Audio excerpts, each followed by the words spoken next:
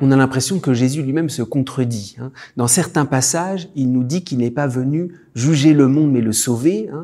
Dieu a envoyé son Fils dans le monde, non pas pour juger le monde, mais pour que le monde soit sauvé par lui. Et puis peu après, dans le même évangile de Jean, le Père lui a donné le jugement parce qu'il est Fils de l'homme. Et on sait que le grand mystère du Christ juge, ça nous est révélé dans tous les évangiles. Il vient sur les nuées du ciel, c'est lui qui jugera les bons et les mauvais, qui jugera tous les hommes. Alors, pourquoi est-ce qu'il nous dit d'un côté, non, il n'est pas du tout venu juger, et puis après on nous dit qu'il est le grand juge du monde?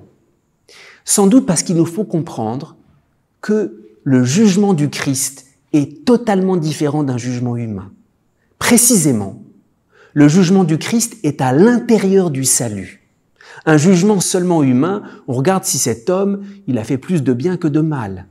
Le jugement du Christ est uniquement là-dessus. Est-ce que l'homme accueille le salut? Le bon larron, est-ce qu'il a accueilli le salut?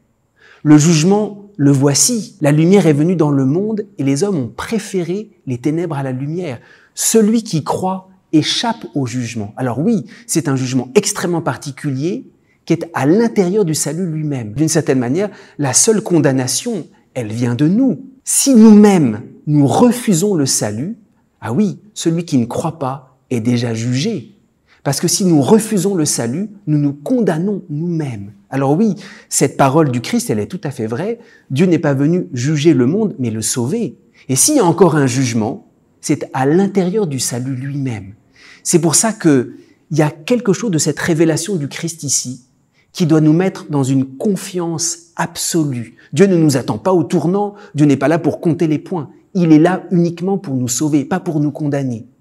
Mais si nous-mêmes, nous refusons cette main tendue jusqu'à l'extrême, alors oui, nous nous condamnons. Tel est le jugement, la lumière est venue dans le monde, mais les hommes ont préféré les ténèbres à la lumière. Alors, il s'agit de se remettre devant cette gravité qui est un jugement d'une certaine manière beaucoup plus exigeant.